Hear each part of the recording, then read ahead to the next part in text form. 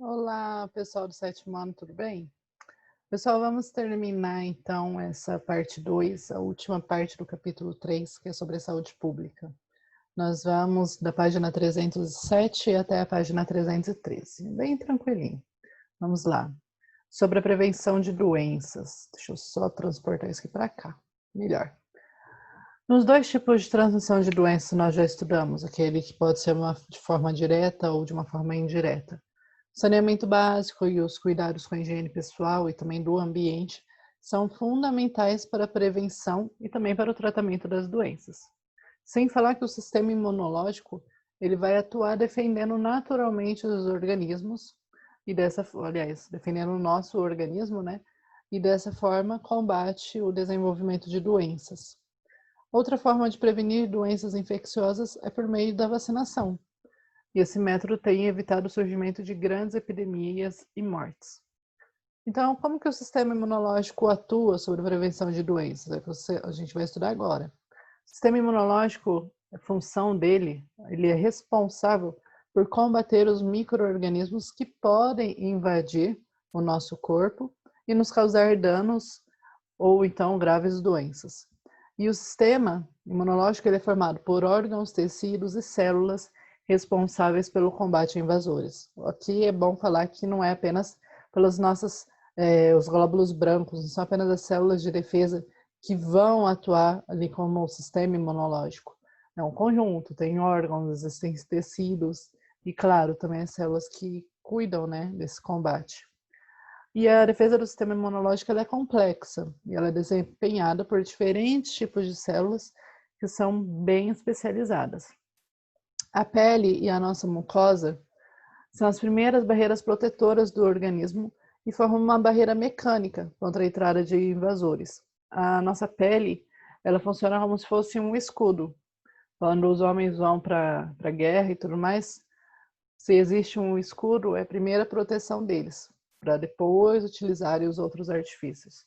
Do mesmo jeito conosco, a nossa pele ela é a primeira camada ali de barreira, de proteção. Secreções como saliva e lágrimas possuem enzimas que destroem a parede celular dessas bactérias. Então, dessa forma, também constitui uma forma de proteção apresentada pelo nosso organismo. Se já consegue destruir essa parede celular, fica mais fácil a remoção ou essa bactéria ficar mais fraca. E o sistema imunológico é a segunda barreira contra invasores. Então, aqui nessa imagem nós conseguimos observar alguns órgãos e estruturas que vão formar o sistema imunológico. Tem o sistema linfático, que é representado pelos linfonodos, o apêndice, que muitos falam que não tem utilidade, mas ele possui sim a sua utilidade. A medula óssea, que vai produzir os glóbulos brancos, né, as células de defesa. Placas de Peyer, tem o baço, que é bem importante, o timo, as tonsilas e adenoides, que nós vamos falar sobre elas. Sobre a medula óssea, o tecido ósseo esponjoso responsável pela produção de linfócito, que é um tipo de célula de defesa, que vai migrar para a corrente sanguínea e alcançar todos os órgãos, passando ali por sua maturação, né, o seu desenvolvimento completo. O timo, ela é uma glândula, bem aqui, próximo ao coração, que no embrião surge como dois lobos e mais tarde serão intimamente ligados por tecido conjuntivo. Na puberdade atinge o seu maior peso e passa a ser gradativamente transformado em tecido adiposo. Ou seja, o timo tem muito da sua função na infância e na adolescência. Na fase adulta ele já não está mais produzindo ou atuando como deveria. E alguns tipos de linfócitos produzidos na medula são diferenciados lá no timo e circulam por todo o corpo. E é nessa glândula que as células aprendem a como identificar as proteínas do próprio corpo, evitando a sua autodestruição. Às vezes são células boas, são proteínas boas, que não têm que ser destruídas pelas células de defesa. Então o timo ele auxilia nisso, nesse reconhecimento. O que é bom não precisa ser destruído. Então, eles precisam aprender a identificar. Aí está a função do timo também. E os linfonodos compõem o sistema linfático, com os vasos linfáticos, como eu falei, né? E o sistema linfático vai atuar na troca de substâncias entre o sangue e os tecidos do corpo. Então, ou seja, os vasos linfáticos Forma uma rede de vasos muito finos, permitindo essa troca de fluidos dos tecidos. E esses linfonodos vão funcionar como uma estação de controle, aprisionando os patógenos, ou seja, aqueles organismos que podem nos fazer mal, bactérias, vírus e outros, e também vão ativar a produção dos anticorpos. O baço, pessoal, ele está situado ao lado esquerdo do abdômen, abaixo do diafragma, aqui a imagenzinha do baço, ó. Esse órgão ele produz células do sangue, né? E também de defesa durante a gestação. Após o nascimento do bebê, ele vai atuar na remoção de células do sangue e armazena macrófagos, que são células de defesa que vão atacar os patógenos. Quando eu falo patógenos, são aqueles micro-organismos que podem nos causar doenças. E vão atuar de uma forma muito direta, inclusive. Os linfócitos, eles vão inspecionar, cuidar ali da superfície das células e podem destruir células estranhas também, como no caso dos patógenos, que podem nos causar mal. Outra função do baço é remover células velhas do sangue. Nós temos ali um prazo, vamos assim dizer, e é no baço que vai acontecer essa remoção, essa destruição das células que já estão velhas. Tem as tonsilas, coloquei aqui a imagenzinha dela para vocês, que estão localizadas na região da garganta, as tonsilas aqui, ó. E elas vão ativar rapidamente o sistema imunológico quando entram em contato com corpos estranhos. Elas que vão lá e ativam. Falam, ó, tem algo estranho aqui.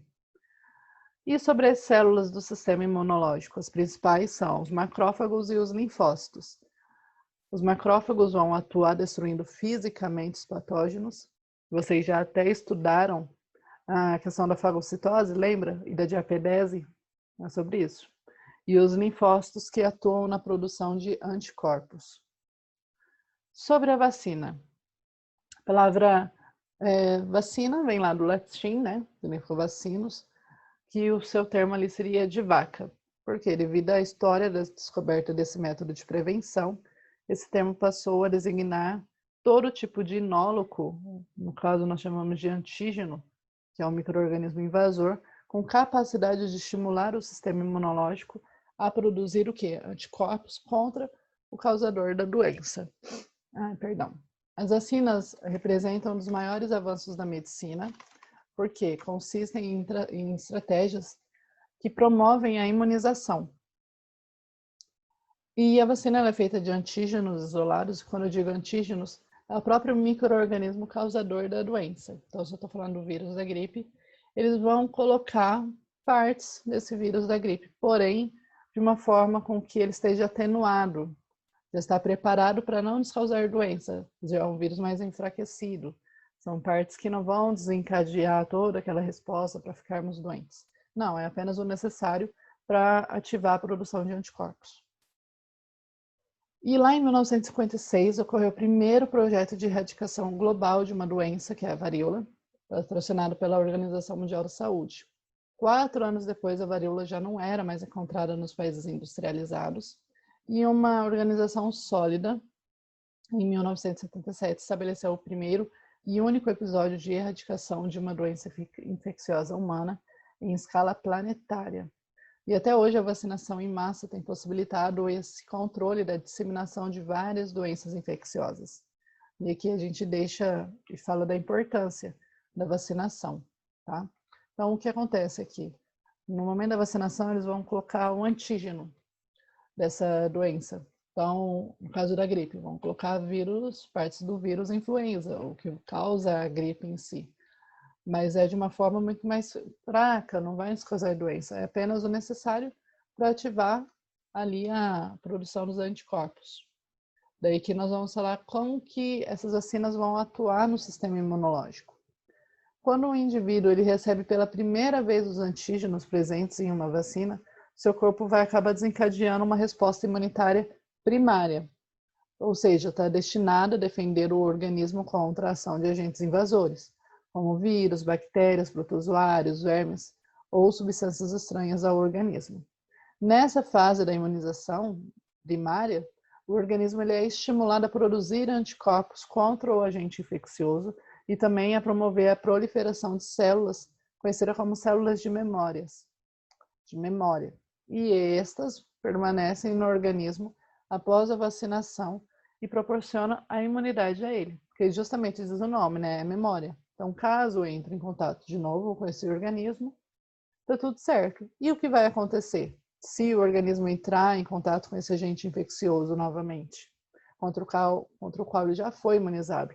Essas mesmas células de memória, que já foram produzidas, vão desencadear a resposta imunitária secundária, proporcionando defesa mais rápida e também intensa, quando comparada à resposta imunitária primária. Então, dessa forma, o agente infeccioso ele vai ser destruído antes que desenvolva os sintomas da doença que provoca, tá? Então, na resposta imunitária primária, está sendo desenvolvido os anticorpos. A pessoa não vai ficar doente, porque, na verdade, colocaram um antígeno, né, inocularam um antígeno que não tem esse poder, vamos assim dizer, para nos deixar doentes. Na verdade, o que vai fazer é a produção de anticorpos e também essas células de memória. Na resposta imunitária secundária, aí sim será muito mais rápido, porque nós já vamos ter essas células de memória. Então, mesmo que entremos em contato com esse patógeno, esse micro-organismo causador da doença, não vamos ficar doentes, porque as nossas células de memória vão ficar ativadas e já vamos ter anticorpos ali na hora, mas de uma forma muito mais rápida.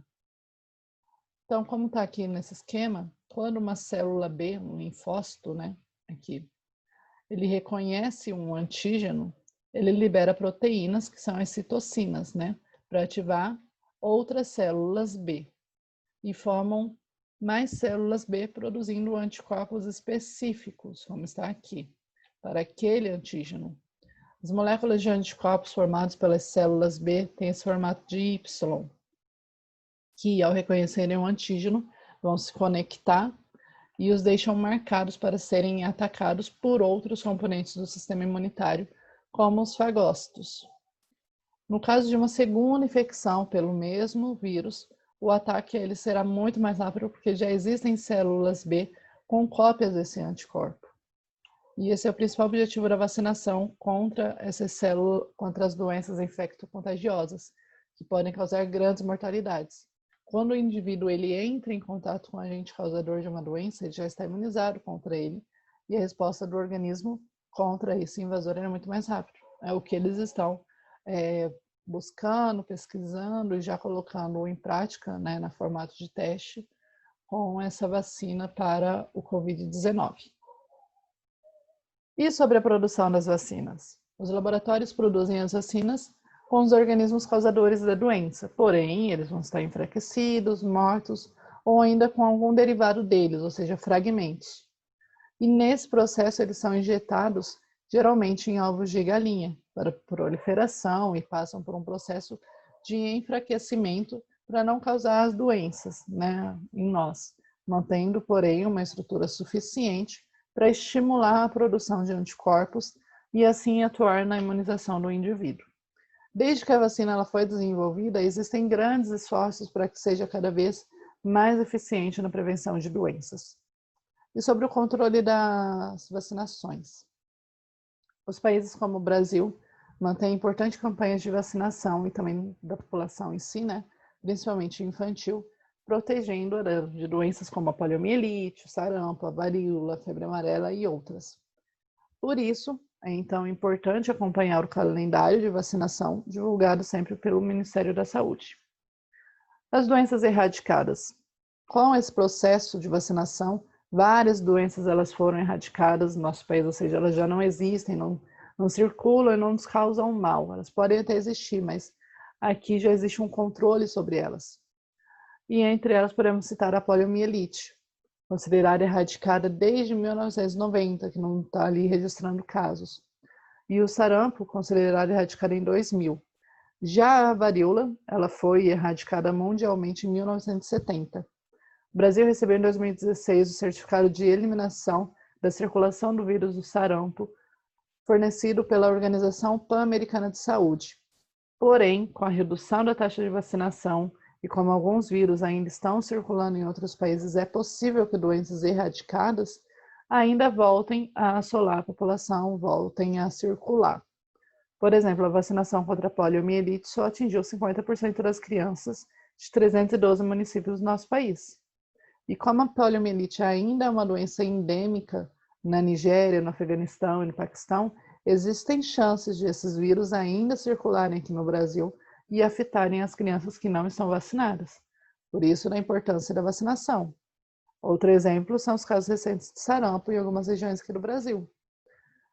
Como a gente já falou, até 2016, sarampo ele era considerado uma doença erradicada, mas devido a alguns fatores, como a diminuição na taxa de vacinação, casos de doenças voltaram a aparecer aqui no Brasil. De acordo com notícias da Agência Brasil, publicadas no fim do mês de setembro de 2019, os casos de sarampo no Brasil já haviam aumentado em 18% em relação a 2018 e atingiam 16 estados brasileiros. E o maior número de casos estava lá em São Paulo, onde ocorreram 3 mortes. Então, aqui ele retrata a importância da vacinação. O sarampo era considerado uma doença erradicada, porém está voltando, caso as pessoas não tenham consciência e não tomem a vacina, né? Por isso, essa importância da vacinação é manter o calendário sempre em dia.